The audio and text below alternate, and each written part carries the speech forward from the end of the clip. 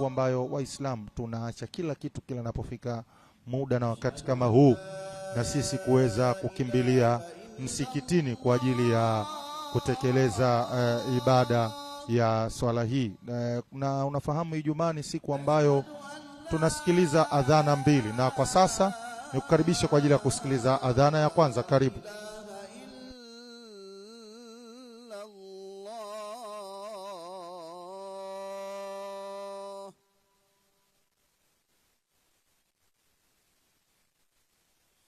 أشهد أن محمد رسول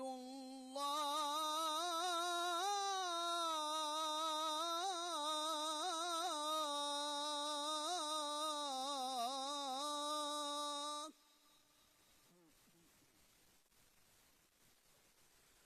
أشهد أن محمد رسول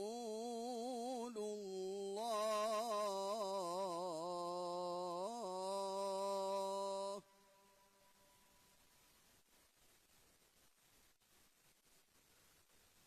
حي على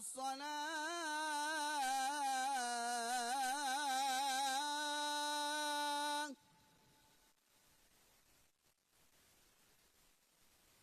حي على الصلاة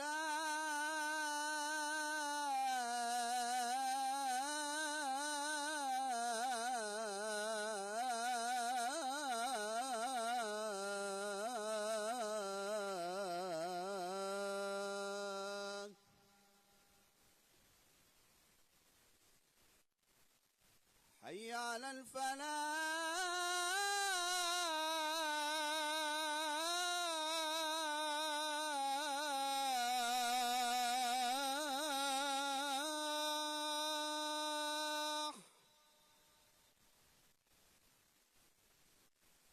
حي على الفلاح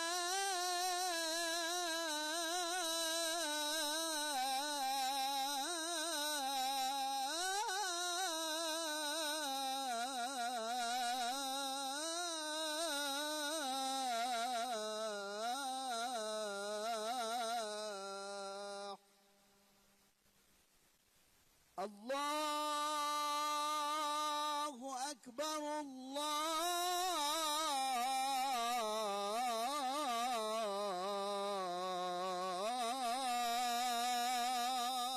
الله أكبر لا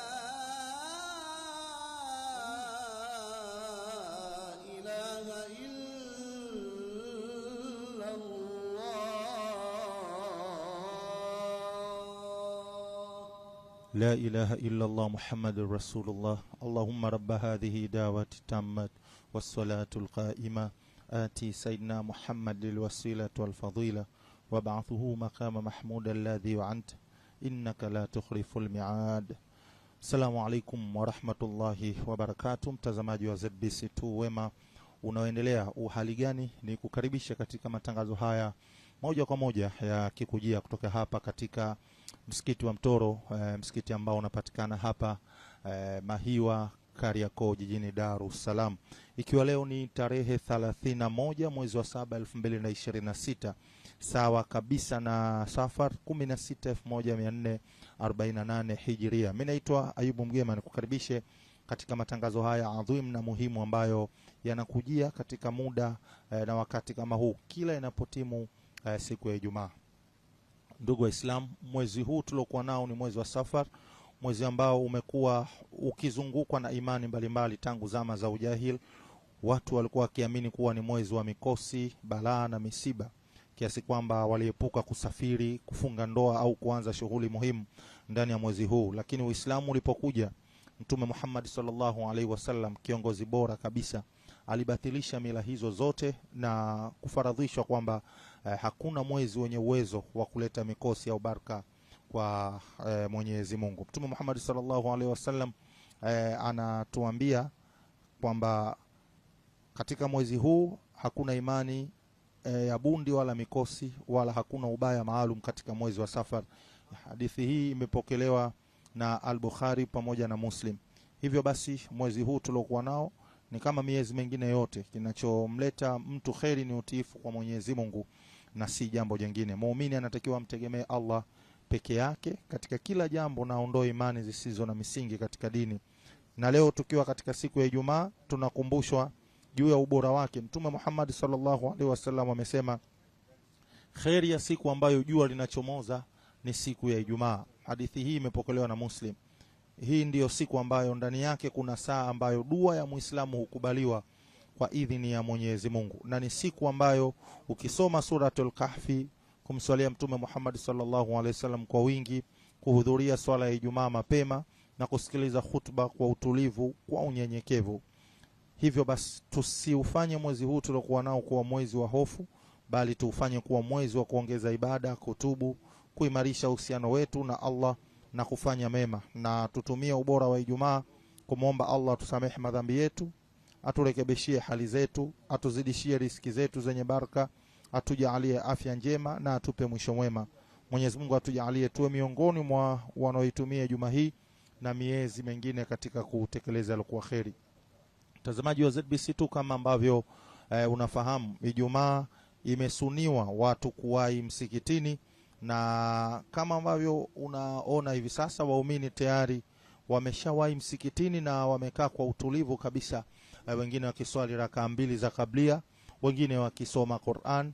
Na kama unavyofahamu, leo imesuniwa kusomwa sana suratul Kahfi, na alhamdulillah katika msikiti wa Mtoro tunao utaratibu mzuri, utaratibu ambao inapofika muda kama huu, wakati tunamsubiri khatibu, basi tunakumbushwa hapa na maneno ya Allah subhanahu wa ta'ala katika Qur'an, maneno ambayo ni kwetu hikma na kuweza kusikiliza kile kilichokuwa kizuri. Kwa sasa hivi tujiunge kwa ajili ya kusikiliza Qur'an. Karibu.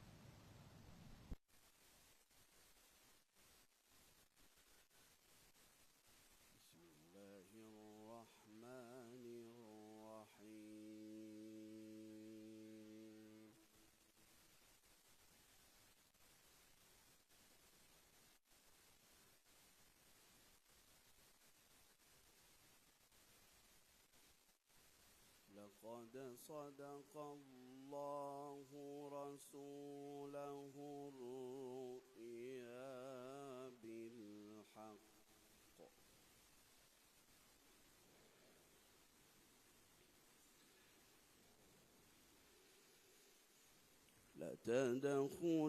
لتدخلن المسجد الحرام إن شاء الله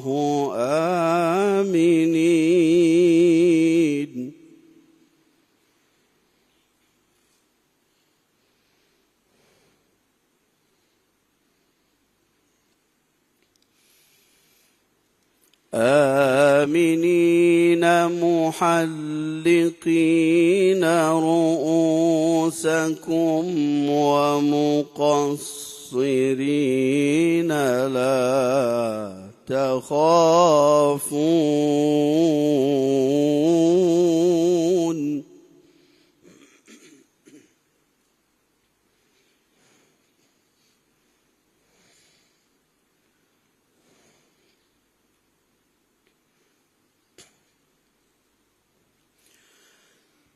فعلم ما لم تعلموا فجعل من دون ذلك فتحا قريبا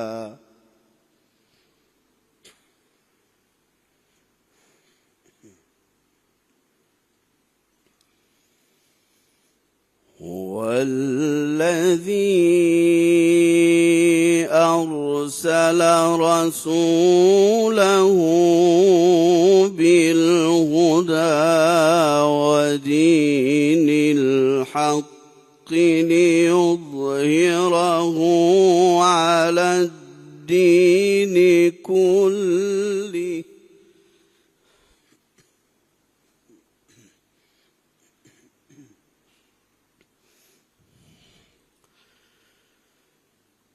ليظهره على الدين كله وكفى بالله شهيدا.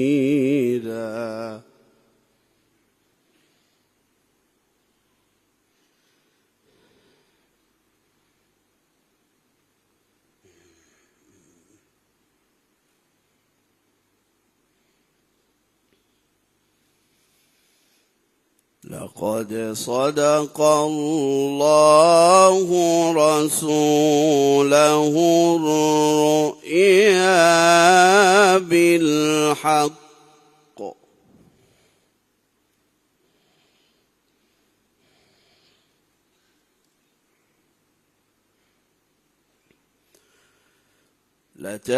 لتدخلن المسجد الحرام إن شاء الله آمنين.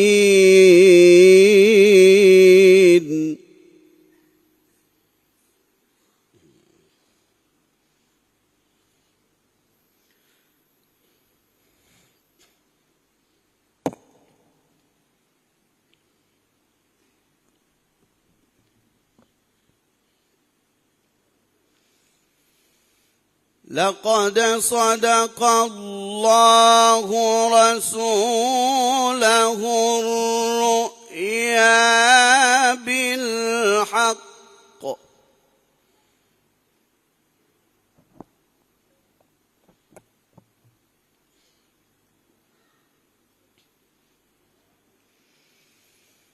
لتدخلن المسجد الحرام إن شاء الله آمنين.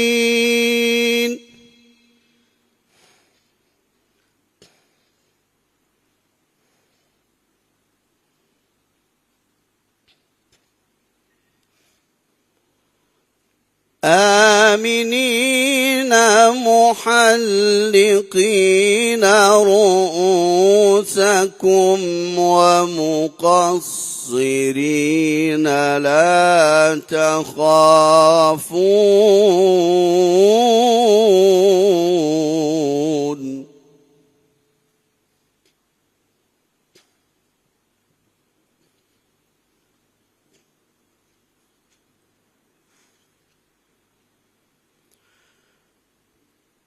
فعلم ما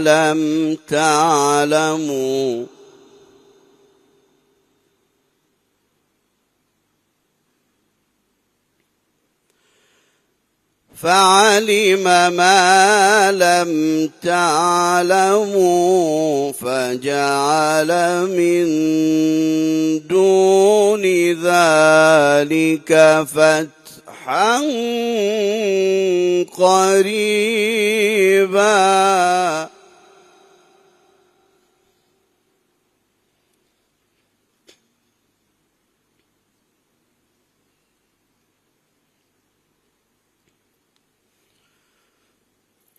هو الذي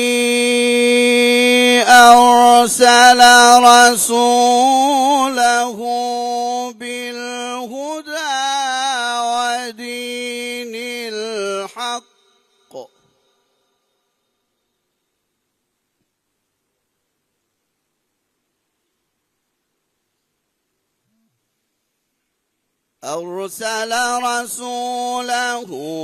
بالهدى ودين الحق ليظهره على الدين كله وكفى بالله شهيدا.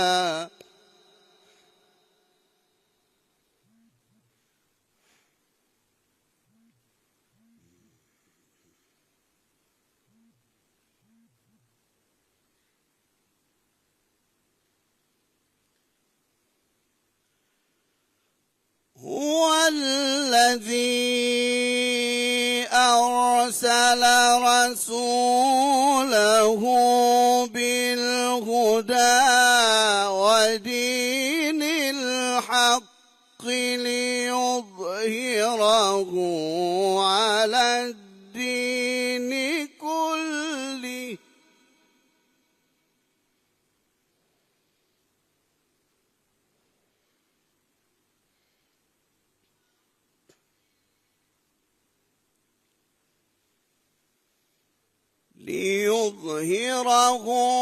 على الدين كله وكفى بالله شهيدا محمد رسول الله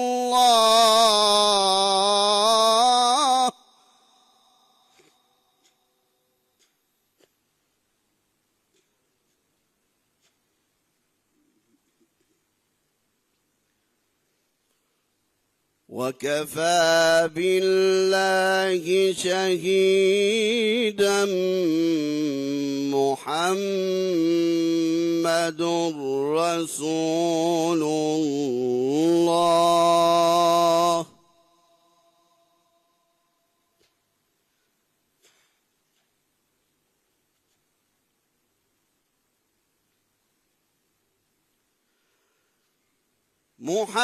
محمد رسول الله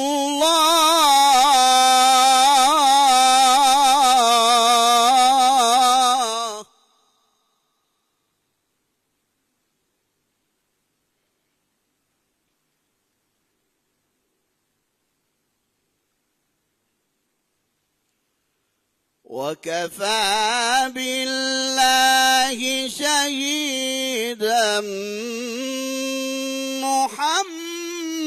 محمد رسول الله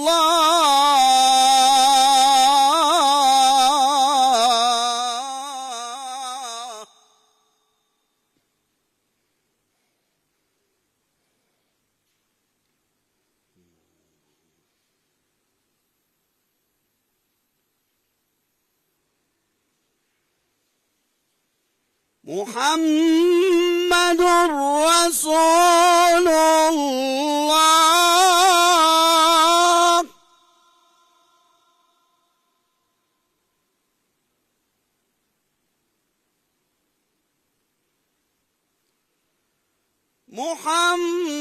محمد رسول الله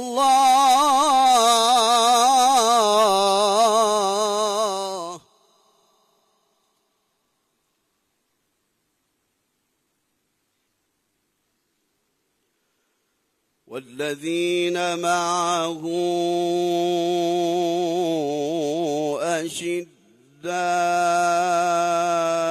أشداء على الكفار رحماء بينهم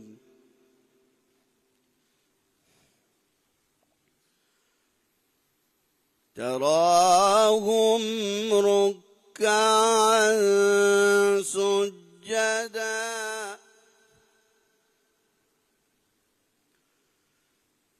تراهم ركعا سجدا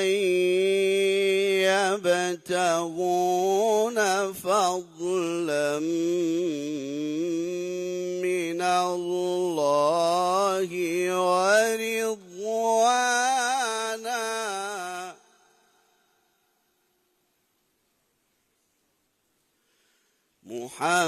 محمد رسول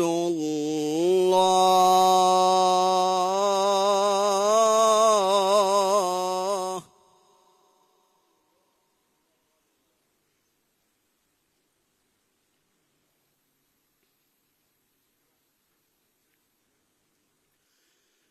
هو الذي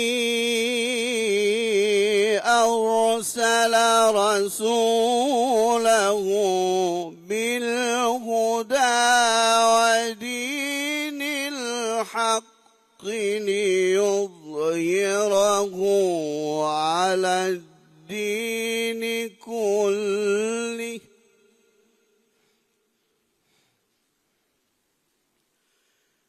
وكفى بالله شهيدا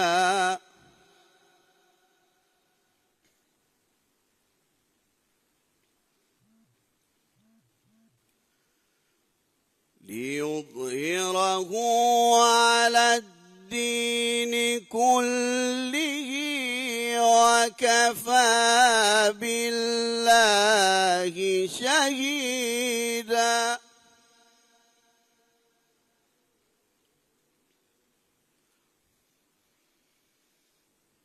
ليظهره على الدين كله وكفى بالله شهيدا محمد رسول الله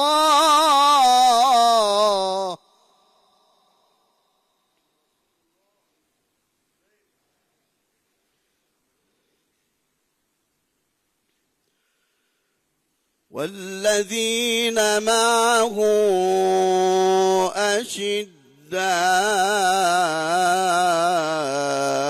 على الكفار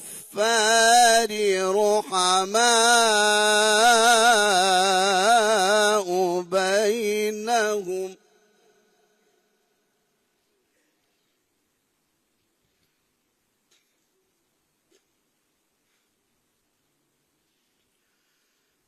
تراهم ركعا سجدا يبتغون فضلا من الله ورضوانا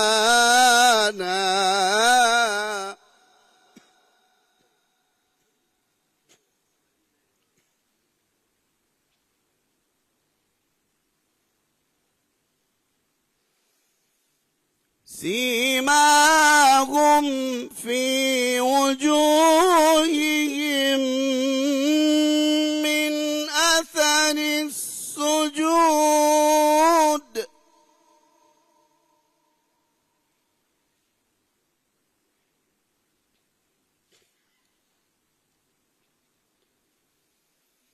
ذلك مثلهم في التوراة ومثلهم في الإنجيل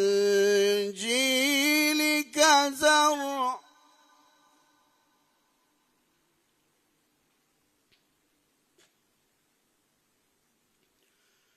ومثلهم في الإنجيل كزرع أخرج شطأه فآزره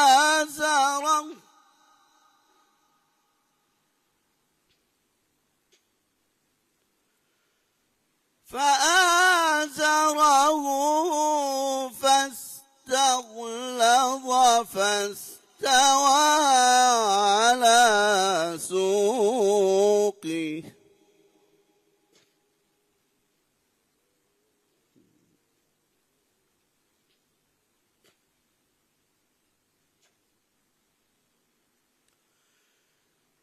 يعجب الزراع ليغيظ بهم الكفار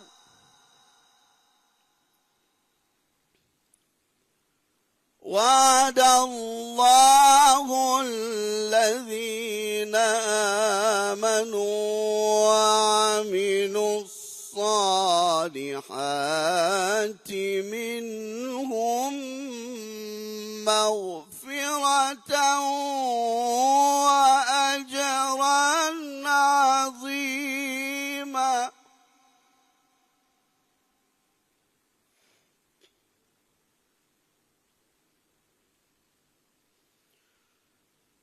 وعد الله الذين آمنوا وعملوا الصالحات الصالحات منهم مغفرة وأجرا عظيما.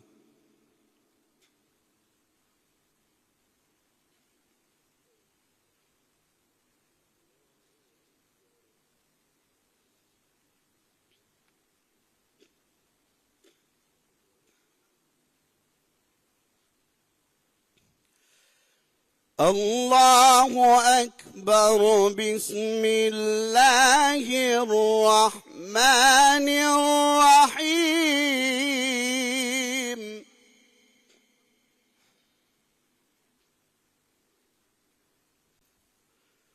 والضحى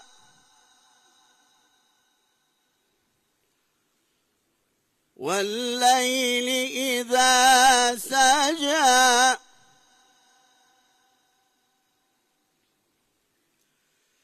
الله أكبر. بسم الله الرحمن الرحيم. والضحى والليل إذا سجى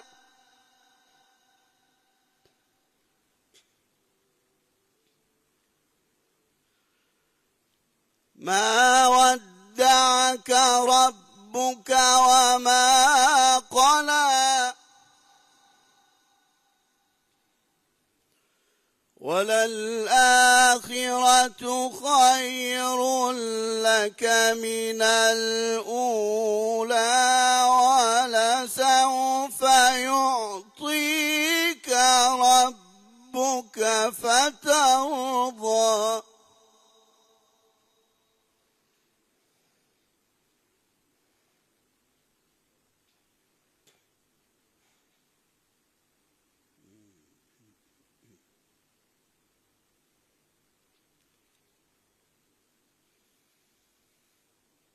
والضحى والليل إذا سجى ما ودعك ربك وما قلى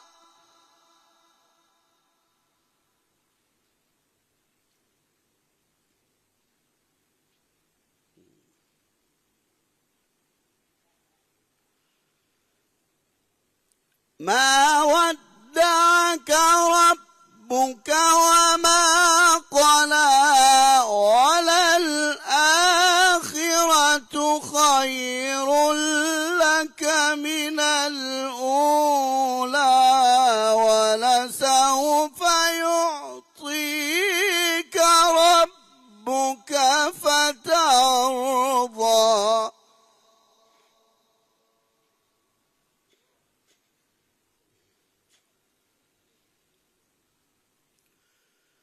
ألم يجدك يتيما فآوى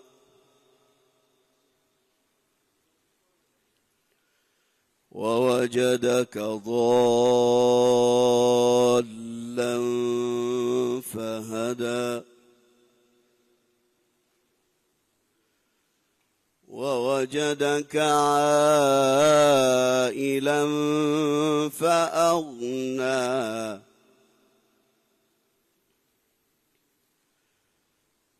فأما اليتيم فلا تقهر وأما السائل فلا تنهر وأما بنعمة ربك فحدث.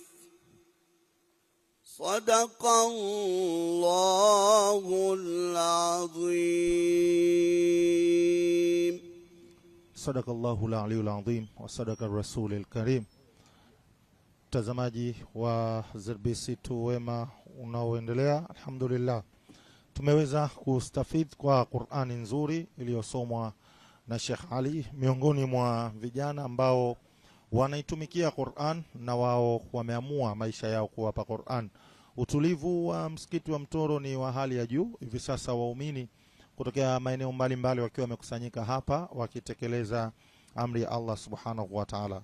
Sheikh Ali aliyotoka kusoma amesoma sura nyingi, lakini miongoni mwa sura ambayo ameisoma na leo nikukumbusha ndio ujumbe wa kuondoka nao, amesoma suratul Fath.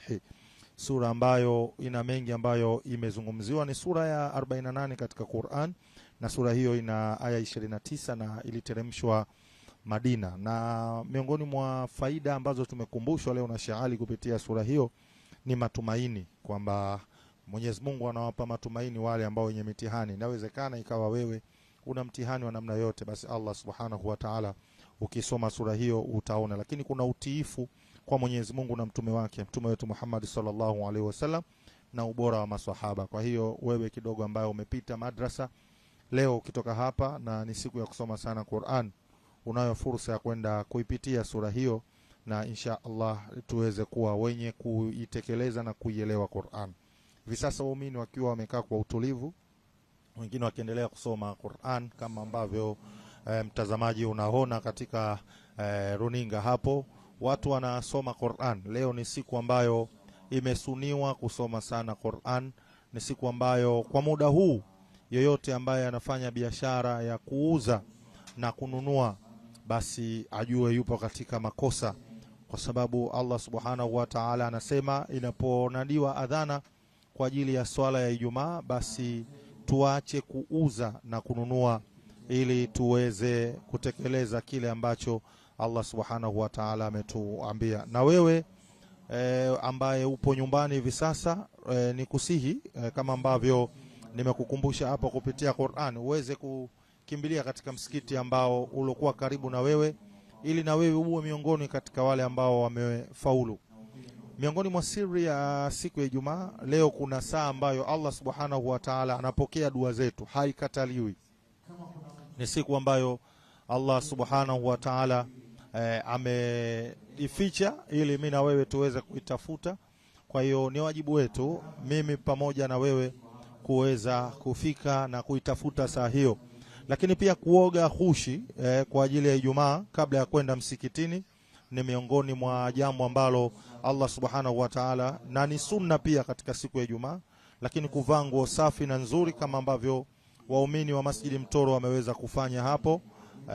Lakini pia kutumia mswaki kabla ya kuingia kwenda katika swala ni sunna pia kufanya hivyo. Lakini pia kwenda msikitini mapema kama ambavyo waumini wa msikiti wa Mtoro unawaona hivi sasa wamefika mapema sana kuhakikisha wameweza kukaa kwa utulivu. Waumini wameweza kukaa kwa utulivu na wameweza kufika msikitini mapema. Lakini leo kwa wale ambao wenye vipando, basi niwakumbushe leo ni sunna kutembea kwa miguu.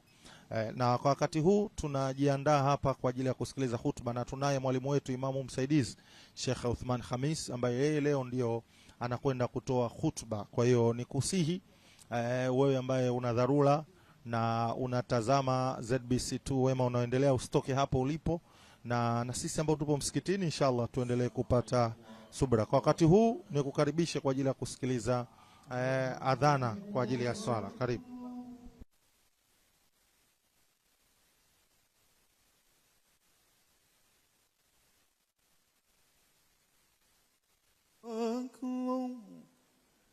أشهد أن لا إله إلا الله أشهد أن لا إله إلا الله أشهد أن محمد رسول الله أشهد أن محمد رسول الله حي على الصلاة حي على الصلاة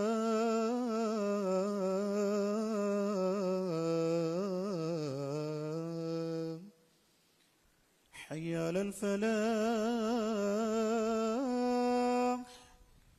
حي على الفلاح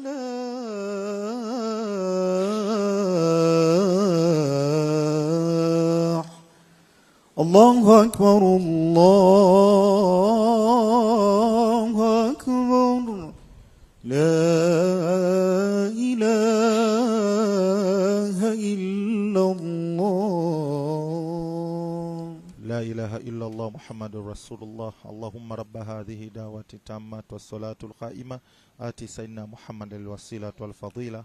الحمد لله رب العالمين والعاقبة للمتقين ولا عدوان إلا على الظالمين والصلاة والسلام على الحبيب المكين ذي النور المبين سيدنا محمد أبي القاسم الأمين وعلى آله طيبين وأصحابه المطهرين وأهل بيته المنتجبين وأزواجه الطاهرات أمهات المؤمنين والعلماء الأجلاء الراسخين في فنون المعارف واليقين وآل كل وسائر الصالحين من أول الدنيا إلى يوم الدين.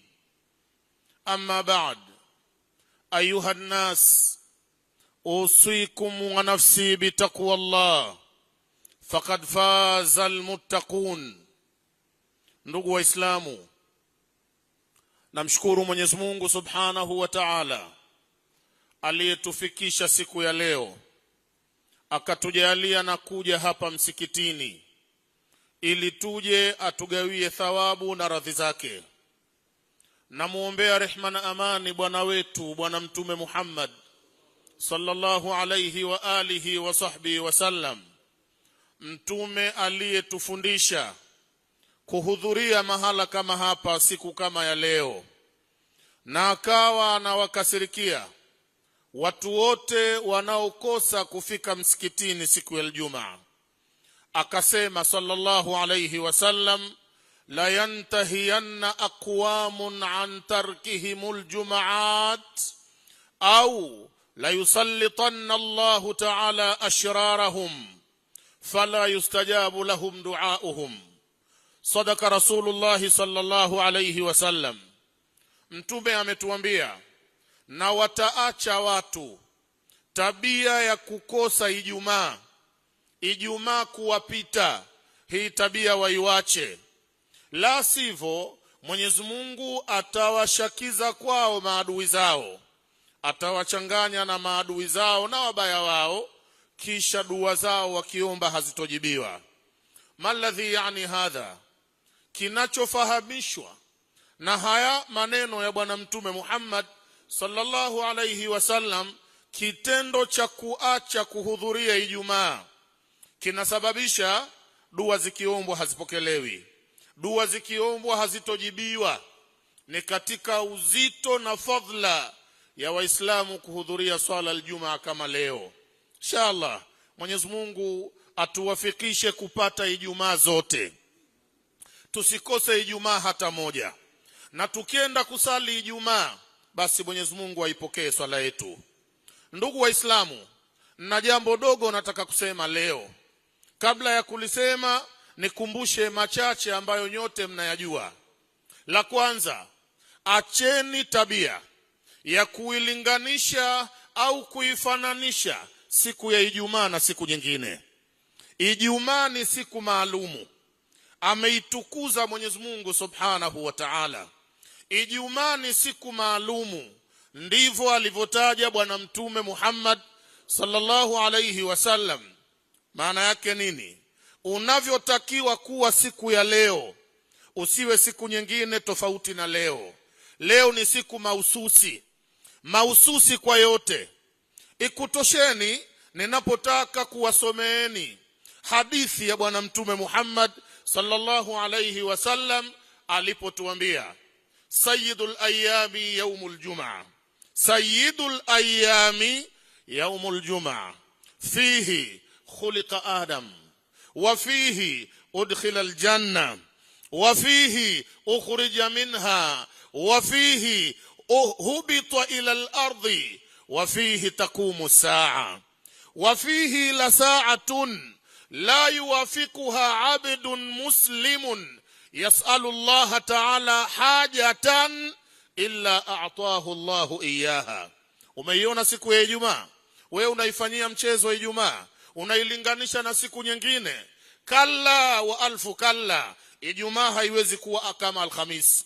Ijumaa sio sawa sawa na Jumatano. Ijumaa sio sawa sawa na Jumanne. Ijumaa ndiyo Ijumaa. Mtume Muhammad sallallahu alayhi wasallam anasema bwana wa masiku yote ni siku ya Ijumaa. Ijumaa ndiyo bwana mkubwa wa siku zote za wiki. Mtume amealil kwa nini iwe bwana? Anasema Ijumaa ndiyo kaumbwa Adam, na sisi tunaitwa wanadamu. Sote sisi tunaitwa wanadamu. Kwa nini? Maana yake watoto wa Adamu. Huyo baba yetu ameumbwa Ijumaa. Ijumaa ndiyo siku ya kufurahikia mazazi ya baba yetu sisi, siku ya Ijumaa. Na siku ya Ijumaa hiyo ndiyo aliingizwa peponi, akaambiwa uskun anta wa zawjuka aljanna. Ilikuwa ni siku ya Ijumaa. Na siku ya Ijumaa ndiyo alitolewa peponi. Na siku ya Ijumaa ndiyo alishushwa huko duniani ili sisi tuje tuzaliwe. Asingeshushwa Adam akaendelea kubaki peponi, sie tusingezaliwa, kwa sababu peponi hakuna kuzaana. Peponi kuna kuburudika tu na wala sio kuzaa. Hata sisi Mwenyezi Mungu atuingize peponi sote insha Allah. Peponi tutapata wake, na wake ni wengi sana. Lakini mkeo peponi ukishakuwa naye hakuna kuzaa, ni kuburudika tu. Watoto hawa duniani ndio basi. Sisi tulishukishwa duniani huku bikadarillahi subhanahu wa ta'ala wa qadaihi ili tuje kuzaliwa. Ilikuwa siku ya Ijumaa. Jambo kubwa zaidi ya haya, kiyama kitakuwa siku ya Ijumaa. Wa fihi taqumu saa, siku ya kusimamishwa sote mbele ya Mwenyezi Mungu subhanahu wa ta'ala inda mahkamatil ilahiyatil adila amama Allah yawma tatatayyaru as-suhfu yawma tatalattamu amwajul bashariyya baina yaday al-malik al-allam yawma tubla as-sarair yawma ya'adhu adh-dhalimu yadayhi wa yaqulu ya laitani ittakhadhtu ma'a ar-rasuli sabila. Siku hii ngumu itakuwa siku ya Ijumaa. Tutasimamishwa na Mola siku ya Ijumaa. Mtume Muhammad anasema ma min makhluqin jinnin jabalin baharin wa ila ghairi ma hunalika illa la yashfaqna min yawmil jumaa illa thaqalain. Hakuna kiumbe, mti, jiwe, maji, bahari na viumbe wote na wanyama wanaiogopa sana Ijumaa. Walioidharau Ijumaa ni jini na mwanadamu. Binadamu ndio mmeipuuza Ijumaa, mnaifananisha na masiku mengine, wala hamjui kama ni siku mahususi. Na kwa kuwa ni siku mahususi, na wewe siku ya Ijumaa uwe mahususi, uwe mtu maalumu, kwa sababu umeingia kwenye siku maalumu. Mtume Muhammad kwa sababu ya umaalumu wa siku ya Ijumaa amesema akthiru minas salati wassalami alayya fi yawmil jumaa, zidisheni sana kuniombea rehema siku ya Ijumaa. Muislamu ajitahidi sana, Muislamu kumswalia Mtume Muhammad siku ya Ijumaa. Siku ya Ijumaa msiifanye ndio siku zingine. Hiyo sio khutba yangu. Na waombeni kuhusiana na siku ya Ijumaa, na nyinyi muwe watu wa siku ya Ijumaa. La kwanza, siku ya Ijumaa Muislamu siku ya Ijumaa ajitahidi kuwa amejinadhifisha zaidi, msafi zaidi kuliko masiku yote katika wiki. Avae vizuri sana. Siku ya Ijumaa Muislamu ajitahidi kuvaa basi afanane na Ijumaa. Ilitakiwa hapa tushindane kwa kanzu nyeupe. Kanzu nyeupe, rangi nyeupe ni moja kati ya rangi mbili alizozipenda sana mtume wetu Muhammad sallallahu alayhi wasallam, ni rangi nyeupe na rangi ya kijani. Ilikuwa humu ni rangi nyeupe tu watu wote. Kwa nini? Ni siku ya Ijumaa. Msizidharau sunna za bwana mtume Muhammad kuhusiana na siku ya Ijumaa. Ijumaa Unakwenda Kariakoo kwenye biashara zako, tia kanzu yako kwenye mfuko wako. Eka kanzu. Muda unakaribia, tafuta mahala maliwato, jiweke vizuri na kanzu yako. Njoo hapa msikitini na usije kichwa wazi. Ijumaa njoo hasa wanavotoka Waislamu. Muislamu kwa kumuiga Mtume Muhammad ni kuja amefunika kichwa. Mtume hajawahi kwenda msikitini Ijumaa kichwa wazi kabisa, abadan, ni kufunika kichwa. Na kama una kilemba zaidi weka, ni siku maalumu. Na waoneni hapa, nusu na robo yenu mko vichwa wazi. Na leo ni Ijumaa, kofia utavaa lini? Kuna watu hapa ukimuona kavaa kofia, kuna hitma kwa jirani kwa sababu kuna mchele pale, anavaa kofia mahususi kwa sababu ya kwenda kutafunia mchele. La, vaa kofia vizuri kwa sababu ni siku ya Ijumaa. Chukua kanzu yako nzuri, ni siku ya Ijumaa. Mutanisameh, sipendi kupindisha maneno. Tuambiane maneno yalonyooka. Ijumaa sio hali hii. Ijumaa ni kuvaa kanzu, una joho, vaa rangi nyeupe na kijani, funika kichwa chako. Laqad kana lakum fi rasulillahi uswatun hasana. Wa kumuiga sisi sote ni mtume wetu Muhammad sallallahu alayhi wa alihi wasallam. Siku ya Ijumaa jitahidi kuwahi msikitini. Albukuru fil masjid. Usije msikitini kwa kuchelewa siku ya Ijumaa. Aliyeruhusiwa na sharia, ukiisoma vizuri fiqhi, Sada Shafi'ia, waliyemruhusu achelewe Ijumaa ni imamu. Imamu anaweza kuwa mtu wa mwisho kuingia msikitini kwa ruhusa ya sharia. Asiyekuwa imamu awe mtu wa kwanza kuingia. Pambaneni kufika mara ya kwanza msikitini, umeshaingia. Ukiingia unapata fadhila ya ngamia, pata ngamia. Malipo yako ni sawa na umelipwa ngamia. Kuwahi msikitini unakuwa mtu wa kwanza. Mtu wa pili, yani kwa saa ya pili malipo ni kupata ng'ombe. Saa ya tatu ni mtu kupata mbuzi, kuna na kupata njiwa. Mwa mwisho anatarajiwa apate yai. Hizi ni thawabu na fadhila kutoka kwa Mwenyezi Mungu Subhanahu wa Ta'ala. Wapo watu, Mwenyezi Mungu aniongoze mimi pamoja na wao, wallahi yupo karibu, ofisi yake haiko mbali, ameshughulika na kuuza na kununua, kuandika na kutia saini. Adhana inasikiwa, yeye anaandika na kutia saini, hashughuliki kwanza. Huyo adhana ya pili inatoka, anamsikia msoma khutba dhaifu kama mimi, kashaanza kusema usikum bitaqwallah, yeye bado anatia saini. Mwisho anasikia panakimiwa, haraka tena mbio anafunga ofisi hapo, la, huo sio Uislamu alouacha Mtume Muhammad sallallahu alayhi wasallam. Wakati wa Mtume Ijumaa, watu wote Mtume msikitini wanafika mapema. Ittaqullaha ya ibadallah. Khutba yangu ya leo ni nini? Dhibitini ndimi zenu. Kila mmoja anonisikia hapa na watakao nisikia baadaye ajue ujumbe wa leo. Kila binadamu kwa umoja wenu na kila Muislamu kwa umaalumu wenu, dhibitini ulimi wenu. Kama kuna jambo litakuwa sababu ya kuwatia moto kwa wingi siku ya kiyama watu, ni ndimi zenu. Na sasa macho yangu mimi, nadhani na macho yenu, mnashuhudia kwamba sasa hivi ndimi hazidhibitiwi. Ulimi wa kila mtu umeachiwa. Al-lisanu mursalu, ulimi umeachiwa. Jamani, kuachia ulimi useme chochote, ulimi useme mbele ya mtu yoyote, ulimi useme kitu chochote muda wowote, ni kupalilia barabara ya kwenda motoni siku ya kiyama. Ndio nini maneno haya? Tukutane khutba ya pili. Wallahu tabaraka wa taala yaqul wa biqawlihi yahtadi almuhtadun wa idha quri'a alquran fastami'u lahu wa ansitu la'allakum turhamun. Wa qala 'azza min qa'ilin 'alim فإذا قرأت القرآن فاستعذ بالله من الشيطان الرجيم. أعوذ بالله من الشيطان الرجيم. يا أيها الذين آمنوا اتقوا الله وكونوا مع الصادقين. بارك الله لي ولكم بالقرآن العظيم ونفعني وإياكم بما فيه من الآيات والذكر الحكيم. أقول قولي هذا وأستغفر الله العظيم الجليل لي ولكم ولسائر المؤمنين والمؤمنات والمسلمين والمسلمات فتوبوا إلى الله جميعا أيها المؤمنون لعلكم تفلحون.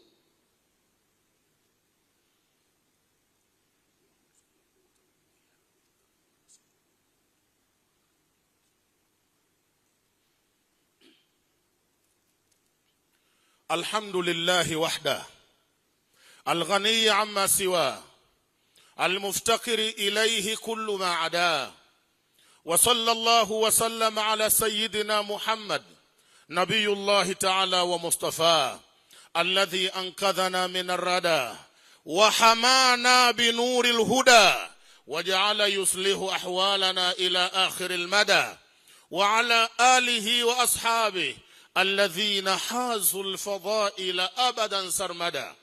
أما بعد أيها السادة والقادة أوصيكم بتقوى الله تعالى فقد فاز المتقون. كفوا ألسنتكم أيها الأحباب. Nakuhusieni najihusia na mimi mwenyewe tumcheni Mola wetu subhanahu wa ta'ala. Mbele tunakoelekea kuna hatari kubwa sana, na hatari yenyewe ni kwenda kuadhibiwa na Mola wetu. Adhabu yenyewe itaanza baada tu ya kuzikwa. Na usisahau, kaburini ndo utaishi muda mrefu zaidi kuliko miaka ulokaa hapa duniani. Utakaa zaidi. Hebu fanya hesabu hii, miaka iliyopita, na usende mwanzo wa dunia, miaka 500 iliyopita, 500 tu hadi leo, kuna watu wanakaa makaburini hadi hivi sasa. Toka wazikwe mpaka muda huu, ni babu zako, ni wazee wako, ni jamaa zako wako makaburini. Babu yako alomzaa babu yako yupo kaburini miaka 500 leo. Hivi ikiwa anaadhibiwa, unaonaje kuadhibiwa mtu miaka 500? Umeipata hiyo picha kweli? Yani kuna jamaa yako waliaadhu billahi ta'ala anateswa kaburini leo ni miaka 500. Duniani kuna adhabu hapa, watu hupewa wakafungwa, lakini kuna mwingine huambiwa umefungwa maisha yote. Wewe umefungwa maisha. Fa anta masjunun mahbusun madal haya, unafungwa uhai wote, utakaa gerezani. Huyo anayefungwa ana miaka 30, ana miaka 40, ana miaka 60, ndo anaambiwa unafungwa maisha yote. Ukweli ni kwamba hajafungwa maisha yote. La, amekaa miaka 40 nje huru kabisa, sio maisha yote. Atakwenda kaa mule miaka 20 au miaka 30, atatolewa apelekwe nje akaendelee kuishi ikiwa umri wake bado upo. Lakini dunia itavuma, kafungwa maisha yule, kifungo cha maisha kile. Si kweli, hajafungwa kifungo cha maisha. Maisha ya huyu yameanza toka anazaliwa, kaanza kuishi huyu, akakuwa anaishi huyu, amebalighi anaishi huyu, ameoa anaishi, yuko huru, amepata watoto yuko huru, mpaka wajukuu yuko huru. Kisha anaambiwa unafungwa maisha. Sio kifungo cha maisha, ni kifungo cha muda mfupi. Kaburini ni kifungo cha maisha yote. Ukishaingia hakuna kutoka. Jamanini, adhabu kubwa mno itampata mtu kaburini akiwa hawezi kudhibiti ulimi wake. Tumefika mahala pagumu kabisa, na Mwenyezi Mungu Mola wetu atusaidie sana. Pagumu kweli. Hivi sasa kila mtu hapa ulimi wake upo huru kulizungumzia lolote, tena mbele ya yoyote, popote. Yani ulimi sasa hauna mpaka. Mtume Muhammad sallallahu alayhi wasallam anasema kafa bil mar'i ithma, wa fi riwaya sahihati al marwiya kafa bil mar'i athima. Utatumia masdari au ismu fa'ili utakavyotaka, lakini hasa riwaya sahiha ithman, kafa bil mar'i ithma. Madha an yuhadditha bikulli ma yasma'uhu. Mtume Muhammad anasema imetosha mtu kuwa ni dhambi akiwa na tabia ya kuhadithia kila anachokisikia. Kafa bil mar'i ithma. Sikia maneno mazuri haya. Kafa bil mar'i ithma, imetosheleza mtu kuwa yeye mwenyewe ni dhambi. Kafa bil mar'i athima, imetosha mtu awe ni mchuma dhambi. Wacha hiyo, ametosha mtu kuwa yeye mwenyewe ndiyo dhambi zenyewe. Ndugu Muislamu, kuna wakati ukipita barabarani unadhani umekutana na mtu, kumbe umekutana na dhambi. Yani yule mtu mwenyewe ndo sasa anaitwa dhambi. Kwa tunakutana na madhambi chungu mzima tukidhani ni wanadamu wenzetu, kumbe madhambi tu. Mtume Muhammad amesema kafa bil mar'i ithma, imetosha mtu kuwa ni dhambi. Yeye mwenyewe ni dhambi, kabla ya kuchuma zengine yeye mwenyewe ndiyo dhambi zenyewe. Kwa kufanyaje? Ani yuhaditha bikulli ma yasma'uhu, akiwa na tabia ya kuhadithia kila anachokisikia. Akisikia jambo tu msemaji hapo hapo anakuwa yeye. Fulani huko kaanguka, msemaji ni yeye. Fulani kainuka, msemaji ni yeye. Fulani kapigwa, msemaji ni yeye. La, mtindo huu utakwenda kuwadhuru watu wengi miongoni mwetu. Dhibiti ulimi. Usiseme ila linalotakiwa, muda unaotakiwa, kumwambia anayetakiwa, mahala panapotakiwa. Usisemeseme tu, utadhurika. Unaweza kusikia burudani, mekaa na watu, unapwaga, unasema lilioko, lisilokuwako, linotakiwa, unasikia raha. Ndio Muislamu. La taghurrannaka halawata al-ma'siyah, la taghurrannaka halawatu al-ma'siyah, falhalawatu tazulu wal adhabu sayabka. Utadanganyika na utamu wa kumwasi Mungu. Si unaongea watu wanacheka, wanakusifu, ule utamu wa uongo utaondoka. Si mtamaliza kuongea. Dhambi ulizozichuma kwenye mineno yako hapo zitabaki mpaka siku ya kiyama. Unangojwa kwenda kuchomwa moto. Ukisikia limevumba jambo, na mimi kwenye kusisitiza hili jambo, na kuombeni mchukue tahadhari sana na hii mitandao. Mitandao sasa imemfanya kila mtu kuwa msemaji na anakijua cha kusema. Anakaa ndani mule, ni bando tu la 500, ana download habari za Tanzania nzima. Huku kalala kitandani, anakusanya habari za nchi yote kitandani. Akiamka asubuhi anashika maiki. Mkikutana anachagua tuanzie lipi, maana ana habari za dunia nzima. Anachagua nianze ipi? Ngoja nianze ile pale bwana yule jamaa jana yule nilimkuta pale pembeni anavuta bangi. Anaanza na hiyo. Sikilizeni nyinyi watu. Muislamu, ukimuona Muislamu mwenzako kateleza, unatakiwa kufanya moja kati ya mambo matatu. Ndiyo maelekezo ya mtume wetu Muhammad sallallahu alayhi wasallam. Na hutakiwi kufurahi. Hutakiwi kufurahi unapomuona Muislamu mwenzako kateleza. We usifurahi. Aliyekosea leo usisahau we ndio mkosefu mtarajiwa wa kesho. Yeye kaanza leo na we utakosea kesho. La tudhhir shamataka inda akhika fayarhamuhu Allah ta'ala wa yabtalika. Usidhihirishe furaha yako ukimuona ndugu yako kapata tatizo. Kwa sababu gani? Mungu atamrehemu. Dunia ndo hii. Mwenyezi Mungu atamrehemu yule na atakuwa baadaye mtu safi. Anaweza kuwa ndio wali wa kesho, anaweza kuwa mtu wa peponi kushinda wewe, halafu wewe ukapata ule mtihani. La, dhibitini ndimi zenu. Kila mtu aseme muda unaotakiwa na linalotakiwa. Vinginevyo dunia hii, wacha mbali madhambi, tutaendea kwenye kuchukiana, tutaenda kwenye kugombana, na dunia itakuwa haikaliki. Kwa sababu dunia inaharibiwa na ndimi zenu. Leo mkitoka hapa mwende mkawaambie kila mtakao kutana nao, kila mtu adhibiti ulimi wake. Mmekuwa wasemaji sana nyinyi watu. Mnaongea kweli. Wazee wanaongea maskini. Vijana ndio wamezidi. Wanaongea tu. Wanawake ndio sisemi. Wanawake wanaongea mpaka yakiisha maneno wanakopa mengine ya ziada. Alimradi kuongea kuendelee. Kufu alsinatakum. Mcheni Mungu kwenye ndimi zenu. Hebu kuwa kimya kimya. In kana alkalamu bimanzilati alfidda fasukutu bimanzilati aldhahabi. Ikiwa kusema sema daraja yake ni fedha, basi kukaa kimya daraja yake ni dhahabu. Man kathura kalamuhu kathurati dhunubuhu. Mtu yoyote maneno yake yakiwa mengi, anasema sana, na madhambi yake ni mengi sana. Haiwezekani bwana maneno yote unasema yakawa kweli. Mengi unaosema ni uongo, unakusanya madhambi. Nimekuja hapa kusimama kwenye hii mimbari ya bwana mtume Muhammad sallallahu alayhi wasallam, na namuomba Mwenyezi Mungu anishuhudie. Nimekufikishieni ujumbe kwamba dhibitini ndimi zenu. Kila mmoja azibe mdomo wake aseme panapotakiwa. Mwisho na sio kwa umuhimu, minfika yadhharu mafika. Minfika yadhharu mafika. Kutoka kwenye ulimi wako wewe ndo utajulikana ulivyo. Watu watajua upoje kwa ulimi wako tu. Wallahi alazim, kama utakwenda mahala ugenini, umekaribishwa na wenyeji wako, ukawa mkimya, wala usemi ovyo maskini. Ukiulizwa unajibu kisha unanyamaza. Mpaka utaondoka mahala hapo, watu hawajui ukoje. Hawajui ukoje, na ndio salama.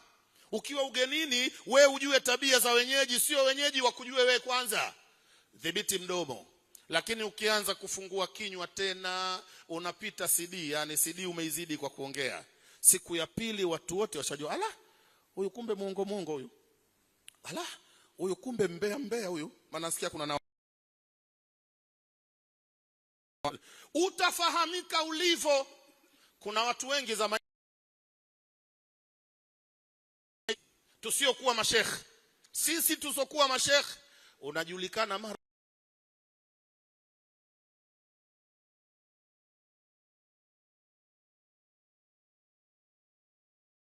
dadahala mule umepanda, ustadhi shekh karibu ukae hapa, na wewe unaenda unakaa kama kweli vile kama shekhe kweli, hujulikani, umefunga mdomo. Ukianza kusema sema kama sisi hivi watu wanapima, huyo msome, huyu chakalamu tu, huyu mbabaishaji huyu. Na siku hizi kuna mmeleta mpya wasema anatupiga huyu, utasikia wasema anatupiga, lugha yenu ya sasa mpya, anatupiga huyu. Mdomo wako ndio tatizo lako namba moja. Udhibiti mdomo, dhibiti ulimi, unakuletea dhambi karibu 5 kwa siku, ulimi tu, viungo vingine dhambi moja. Jamanini, dhibitini ndimi zenu. Inna Allaha wa malaikatahu yusalluna ala nabi ya ayyuhalladhina amanu sallu alayhi wa sallimu taslima. وارض عن الخلفاء الراشدين الخليفة الأول سيدنا أبي بكر الصديق، والخليفة الثاني سيدنا عمر بن الخطاب، وسيدنا عثمان بن عفان، وفارس المشارق والمغارب أمير المؤمنين سيدنا علي بن أبي طالب، وعن 6 الباقين رضوان الله تعالى عنا وعنهم أجمعين إلى يوم الدين. اللهم أعز الإسلام والمسلمين وأذل الشرك والمشركين. اللهم اجعلنا من الصادقين ومن الصابرين ومن الشاكرين. اللهم وفقنا أن نكف ألسنتنا لله يا رب العالمين. اللهم فقهنا في الدين وافتح علينا فتوح العارفين وارزقنا علم الأنبياء والمرسلين. اللهم ربنا فاجعلنا من العلماء العاملين والأولياء الصالحين الأئمة المهديين القائمين بحفظ ناموس الدين، والقراء والمفسرين والفقهاء والمحدثين الذين لا خوف عليهم ولا هم يحزنون برحمتك يا أرحم الراحمين.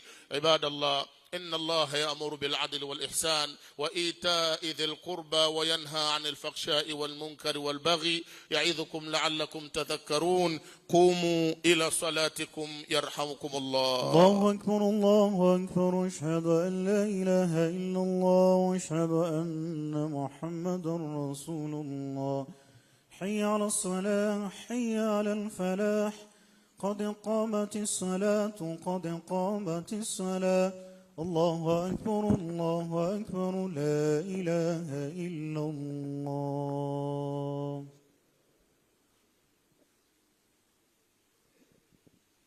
استقيموا واعتدلوا وتراصوا واسدوا الفرج. أقيموا صفوفكم للصلاة.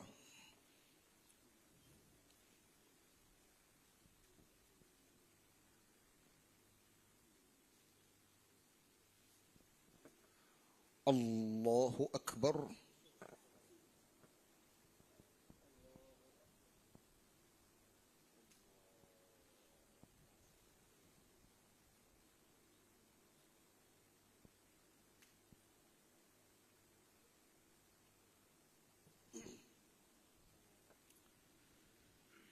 بسم الله الرحمن الرحيم. الحمد لله رب العالمين الرحمن الرحيم مالك يوم الدين.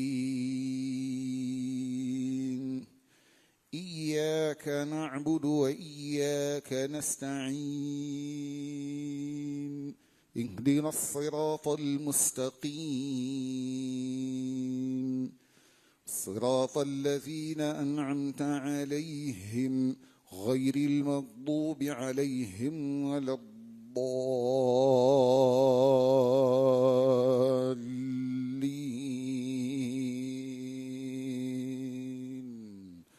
آمين.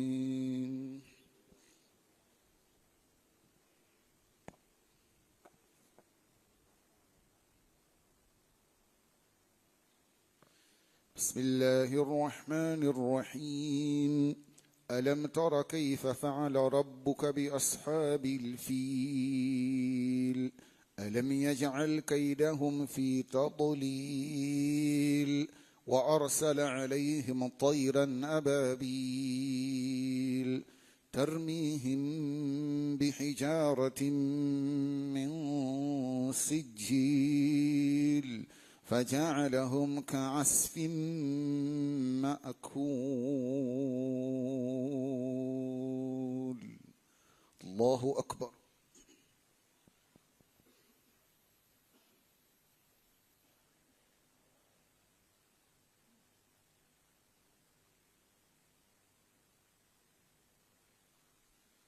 سمع الله لمن حمده.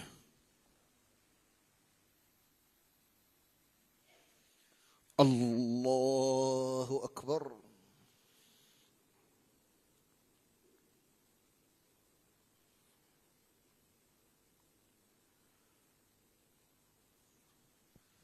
الله أكبر.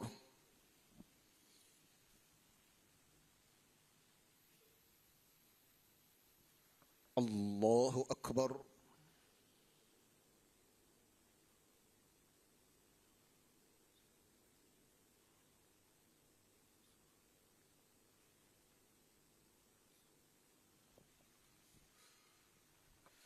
الله أكبر. بسم الله الرحمن الرحيم الحمد لله رب العالمين الرحمن الرحيم مالك يوم الدين إياك نعبد وإياك نستعين اهدنا الصراط المستقيم صراط الذين أنعمت عليهم غير المغضوب عليهم ولا الضالين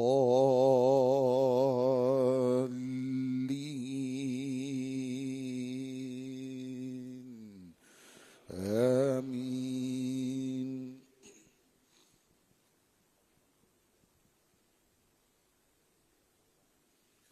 بسم الله الرحمن الرحيم لإيلاف قريش إيلافهم رحلة الشتاء والصيف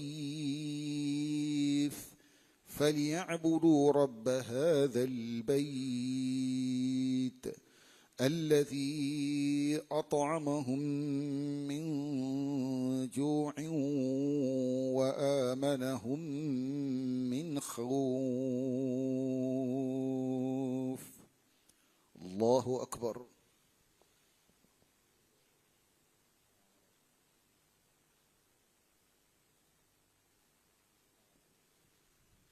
سمع الله لمن حمده.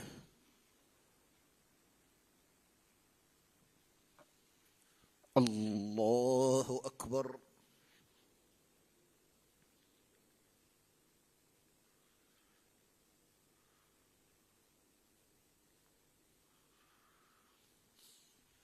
الله أكبر.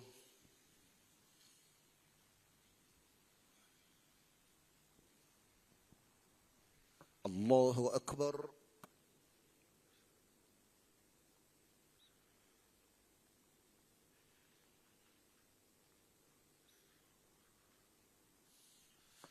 الله أكبر.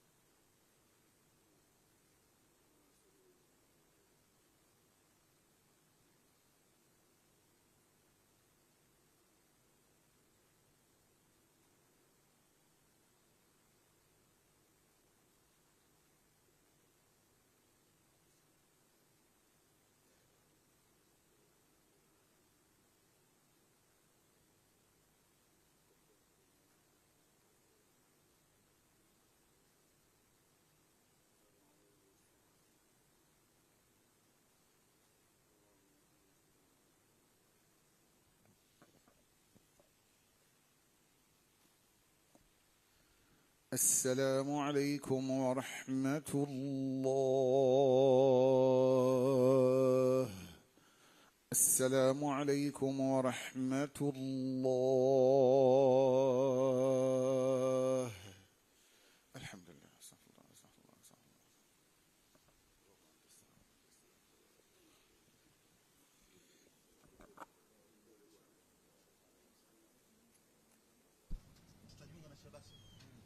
Alhamdulillah, mtazamaji wa ZBC2 wema unaoendelea, tumetoka kutekeleza swala ya Ijumaa. Tunamwomba Allah atukubalie ibada zetu na tunamwomba Allah atujalie kila lilokuwa zuri ili tuweze kulipata. Mtazamaji wa ZBC2 wema unaoendelea, leo ni siku ya Ijumaa na siku ambayo tunachukua mengi. Kwa sasa tukamsikilize Sheikh Abbas Ramadhan Abbas, imamu msaidizi. Karibu. Siku ya leo kwangu ni siku mpya. Tokea nilipopewa kazi kubwa ya kutumikia Waislamu katika mkoa wa Dar es Salaam. Ni kazi kubwa sana. Ni kazi yenye uzito mkubwa. Ni kazi yahitajika uchamungu, unyooke. Hayo yote ili uyapate si kwa uhodari wako, ni kwa taufiki ya Allah subhanahu wa ta'ala. Kwa kuwa leo sitaki kuzungumza sana, wala hasa sitaki kuzungumza, hatujaonana tokea alikupokea utumishi huu. Ndio siku ya kwanza, nanyi ndio walezi wangu, nanyi ndio wapenzi wangu, nanyi mimi ndio mtumishi wenu hapa. Kwenu kikubwa siku ya leo, nataraji mniombee dua. Nataraji mniombee dua. Nimekuja kukupeni mikono, tutapeana mikono insha Allah, lakini niombeeni dua kama na mimi ninavyokuwa na kuombeeni dua Ijumaa. Masala ya uongozi ni kazi kubwa sana. Masala ya uongozi kazi kubwa sana. Laka ain walinnasi uyun, au lugha nasema walinnasi a'yun. Walinnasi a'yun. Wewe una jicho moja lakini macho ya watu ni wengi. Maneno ya Imam Shafi nafikiri. Jicho lako wewe moja. Laka ain walinnasi a'yun. Jicho lako wewe ni moja lakini macho ya watu mengi yanayokutazama. Nusura yake hapa itaokoka, mtaniokoa mimi kwa dua tu, hakuna kingine. Niombeni dua niweze kukutumikieni alivyoagiza Mwenyezi Mungu na Mtume Muhammad.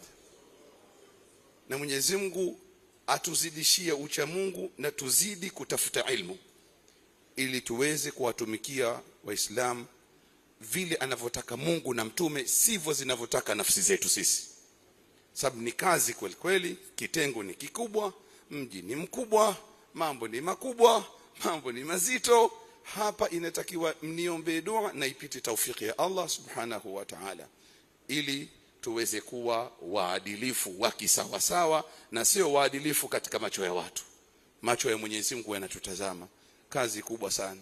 Nimechukua ulezi wa msikiti wa Mtoro, nimechukua ulezi wa mkoa mzima wa Dar es Salaam.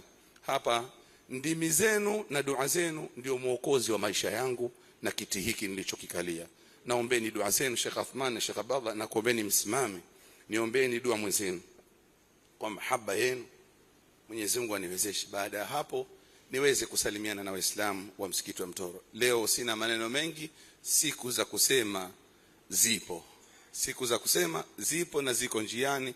Alhamdulillah tutasema. Na khutba mmesikia hivi ya Sheikh Uthman, msipende kusema sana ulimi. Sheikh Uthman baada ya dua kuna jambo linawapa watu tabu kidogo, litolewe fatwa na hukumu kidogo la kisheria la kifiqhi. Watu wakati khutba inasomwa ya Ijumaa, watu wengine wanakunywa maji. Sasa kumekuwa kuna khilafu ndani. Kila mwingine ananiambia haifai, wengine wananiambia haramu, wananiambia hivi. Sasa hukumu za kisheria ziko tunazifahamu, kuna haram, kuna makruhu, kuna mubahu, zote hizo ni katika hukumu. Sasa tuzijue, lijibiwe mtu wakati khutba inaendelea Ijumaa, mtu anakunywa maji, sheria inasemaje? Amekosea au kutoga au ni makruhu au ni haramu au ni mubahu, lakini sijui ianze dua kwanza. Niombe dua, ni wawai watu kwanza, alafu ndo utajibu ile swali. Niombeeni Mungu.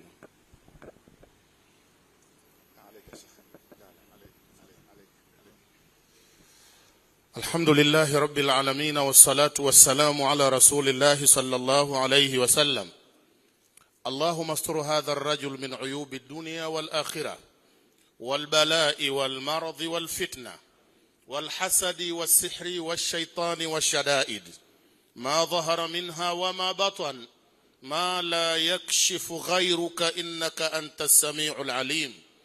اللهم ربنا فاجعله صبورا واجعله شكورا واجعله في عينه صغيرا وفي أعين الناس كبيرا وعظيما وجيها وسيدا ومحبوبا واجعله عنك راضيا وعندك مرضيا.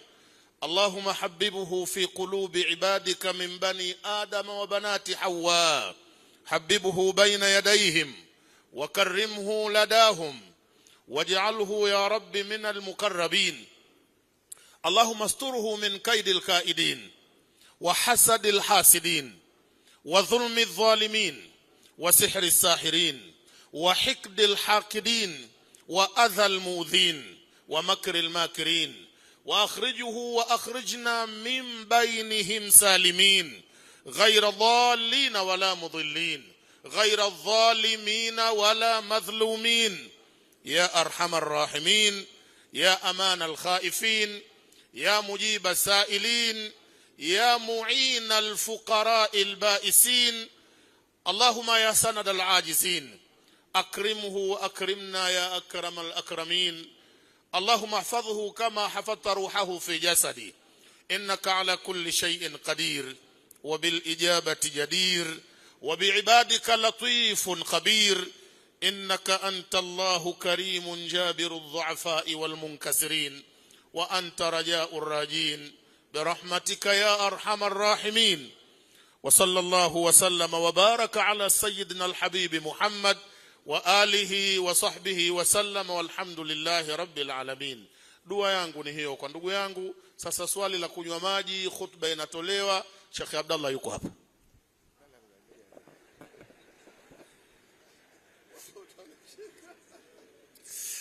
Assalamu alaykum wa rahmatullahi wa barakatuh.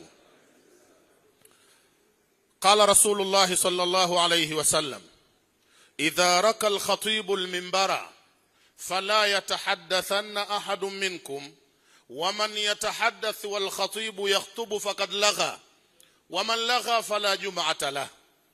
Haya, tumeambiwa sisi na mtume wetu Muhammad atakapopanda msoma khutba juu ya mimbar asizungumze yeyote miongoni mwenu. Mmesikia tulichokatazwa? Lililokatazwa na bwana mtume, fala yatahaddathanna ahadun minkum, asizungumze yoyote miongoni mwenu. Tumekatazwa kufanyaje? Ni Kiswahili tuelewane. Mtume katukataza nini? Mtume hajasema usinywe maji. Ukipata kiu, khatibu anatoa khutba, kunywa maji. Kinywa maji na Ijumaa yako imesihi. Hatujakatazwa kunywa maji. Ukipata kiu ya maji, khutba inatolewa, ukaendelea kukaa unatesa. Dini hii sio dini ya kutesa watu. Yuridu Allahu bikumul yusra wala yuridu bikum al-usra. Kuna hoja hapa? Hapa kuna hoja hapa. Tumeambiwa swala ya Ijumaa zile khutba mbili zinakaa nafasi ya rakaa mbili za dhuhuri.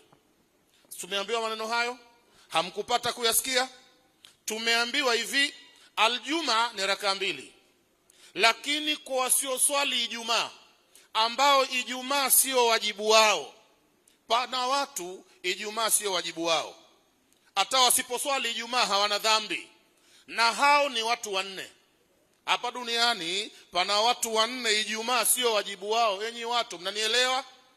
Mtu wa kwanza, mwanamke. Mwanamke yoyote duniani Ijumaa sio wajibu wake. Hajaambiwa na Mungu usali Ijumaa. Akiswali atapata na atalipwa. Inna Allaha la yudhi'u ajra al-amilin. Mwenyezi Mungu hapotezi malipo ya yoyote anayefanya. Kwa hiyo mwanamke akisali Ijumaa sio kama halipwi, atalipwa, lakini sio wajibu wake. Na kwamba Ijumaa ukienda na mwenendo wa sada Shafiia lazima ihudhuriwe na watu wangapi? 40 rajulan min ahli al-kamali, wao watu 40 wenye masharti maalum. Hao watu bani wenyewe, mmoja asiwe mwanamke, mwanamke hatimizi idadi, akiswali atapata. Mtu wa pili ni musafiri. Watatu, wa kwanza mwanamke, wa pili msafiri. Msafiri Ijumaa sio wajibu wake. Al-Imamu Abu al-Hasan al-Shaybani, na huyu ni mwanafunzi mkubwa wa Imamu Abu Hanifa, yeye alituambia hivi, ili usalimike kuwa Ijumaa sio wajibu wako, unatakiwa kuondoka kabla al-fajri. Wa illa uwe unajua uhakika utakakopita kuna msikiti na utapata Ijumaa. Alhasil, msafiri Ijumaa sio wajibu wake. Mtu wa tatu ni mgonjwa. Wanne, nishakuombea dua Sheikh Abasi muda huu, mbona unasahau pesa? Anasahau na nimeomba dua sasa hivi mimi. Mungu akujalie usisahau sana. Ukisahau sana na hii kazi utaharibikiwa. Usisahau sana. Maana nimeomba dua muda huu. Wa kwanza ni msafiri, wa pili ni mwanamke. Mwanamke na msafiri ndio watu hawa, ndio watu wawili. Mtu wa tatu ni mtumwa. Mtumwa Ijumaa sio wajibu wake. Akiswali atapata, lakini hakuwajibishiwa Ijumaa. Na mtu wa nne, hapa kuna shida kidogo, ni mgonjwa. Mgonjwa Ijumaa sio wajibu wake. Haya ni maneno ya Mtume Muhammad sallallahu alaihi wasallam. Sasa kwenye ugonjwa hapa, yani mikiasi ya ule ugonjwa wenyewe, kutazuka tatizo hapa. Kuna mtu ataambiwa leo mimi na mafua leo. Mafua, sasa mafua anakuwa haji hapa. Kidogo leo nimesikia na washwa hapa mbavuni, naumwa kuwashwa. Mgonjwa. Almaridhu alladhi yatadharraru bimaradhihi lilhudhur aljumaa, ni yule mgonjwa ambaye kwa ule ugonjwa wake anapeteseka akienda kuhudhuria Ijumaa. Asiyekuwa huyo anawajibikiwa kusali Ijumaa. Watu wangapi nimewataja? Mwanamke, msafiri, mtumwa na nani? Na mgonjwa. Hawa Ijumaa sio wajibu wao kabisa. Sisi tulokuwa wajibu wetu Ijumaa, akipanda msoma khutba juu ya mimbari, tumekatazwa kuzungumza. Tuliambiwa ansitu wastami'u wa'tabiru ibadallahi la'allakum turhamun. Sikilizeni, tulieni, msizungumze ili mpate kurehmewa. Je, tusizungumze maongezi yote? Tusizungumze maneno allati laisa min maslahati swala, maneno ambayo hayafai katika ibada ya swala. Kuna maneno zungumza, unaruhusiwa kuzungumza. Hivi nyinyi watu, ukiwa umekaa na mwenzio pembeni hapa, alafu mara umemuona kwenye shingo yake kuna nge, akrab anamtambalia hapa nge, mtu anaambia Sheikh au tandu, au ni baba mmoja mama mmoja, sawa na Hussein na Hasani, au tandu au nge hapa anatambaa, unaonaje takwa yako? Nisizungumze bana, tumekatazwa. Tandu ana nimekatazwa. Wewe mcha Mungu, wewe mjinga, mwambie tafadhali bwana kuna nge. Ucha Mungu hamna.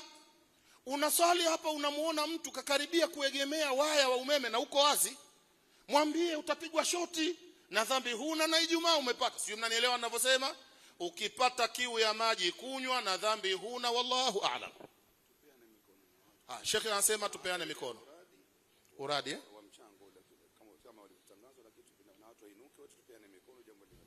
nimeshapata muongozo hapa. Nimepata muongozo mzuri, na muongozo nilopewa hapa unasema nyote simameni kwa mambo mawili. La kwanza ni kuleta sadaka yenu hapa kila mmoja, na ukitoa sadaka tena unakuja kumpa mkono Sheikh wa mkoa. Wema unaoendelea. Alhamdulillah, leo tumeweza kupata nafasi nzuri ya kuweza kumsikiliza imamu mkuu wa Masjidi Mtoro, Sheikh Abbas Ramadhani Abbas, ambaye yeye ndiyo kaimu Sheikh wa mkoa wa Dar es Salaam. Alhamdulillah, amepata bahati ya kusimama, na kubwa ameomba dua za Waislamu. Unaona huo umma kwenye TV ni waumini hao wa Masjidi Mtoro wakigombania mkono wa kaimu Sheikh wa mkoa wa Dar es Salaam, Sheikh Abbas Ramadhani Abbas. Na Sheikh Abbas Ramadhani Abbas, moja ya sifa yake ni kipenzi cha watu. Kwa hivyo unaona huo umma hapo ukikimbilia kumpa mkono na kumtakia kheri. Na yeye mwenyewe amesema anahitaji dua kwa sababu nafasi aliyokuwa nayo anahitaji dua za watu, na hivi ndivyo ambavyo waumini wanaweza kufanya hivyo kwa kuweza kumpa mikono ya kumwombea dua. Na yeye mwenyewe Sheikh Abbas amesema hivyo kwa nafasi aliyokuwa nayo ya kaimu Sheikh wa mkoa wa Dar es Salaam, anahitaji dua, na Sheikh Uthman Khamis ameweza kufanya hivyo, amemwombea dua. Na Sheikh Abbas Ramadhan Abbas ni kipenzi cha watu kama ambavyo unafahamu. Tazama namna ambavyo watu wakikimbilia kumpa mikono, tazama namna ambavyo tabasamu la watu, wengine wakimkumbatia kwa mahaba na kumwambia Sheikh, Mwenyezi Mungu akuhifadhi, akupe nuru, akupe baraka. Na Sheikh Abbas Ramadhan Abbas ni imamu mkuu wa msikiti huu. Kabla ya kuwa kaimu shekhe alikuwa ni mjumbe baraza la mashekhe, ambapo kwa nafasi hiyo amehudumu nayo kwa miaka mingi. Lakini ndio muongozaji wa kipindi kizuri cha Busati la Mtoro, kipindi ambacho katika mwezi mtukufu wa Ramadhani ni kipindi ambacho watu wanakipenda kweli, na Sheikh Abbas yeye ndio huwa anakiongoza kipindi hiko. Na alhamdulillah, baba yetu kiongozi wetu Samahtu Mufti Sheikh Abubakar bin Ali wa Mbwana, Allah muhifadhi, ameona anafaa kukaimu nafasi hii wakati watu wakiwa wanaendelea kumpa mikono, na kukumbusha hayo kwamba Sheikh Abbas yeye ni miongoni mwa maimamu wakuu wa msikiti huu wa Mtoro na amehudumu katika msikiti huo kwa miaka mingi sana. Mtazamaji, tukushukuru kwa wewe ambaye tulokuwa hapa kuanzia tulipokuwa pamoja kuanzia saa 6 mpaka hapa tunafikia tamati. Lakini kukumbushe, baadaye tunalo darsa la hadithi hapa, usiache kutazama. Ni miongoni mwa kipindi kizuri ambayo imamu msaidizi Sheikh Abdallah Mundhir ndiye anakiongoza kipindi hiko. Mimi naitwa Ibu Mgema, nilikuwa chini ya mikono salama ya wazee wangu Alhaji Amiri Mwanga Juma, lakini Chief Director Al-Mahbub Al-Haddad, Allah muhifadhi, atuwekee, yeye ndiye ambaye anatuongoza katika yale ambayo tunayoyafanya. Kikubwa tukutakie tu utazamaji mwema unaofuata. Kumbuka, mwisho wa hili ndio mwanzo wa mengine. Endelea kutazama ZBC2 wema unaoendelea. Ijumaa karibu.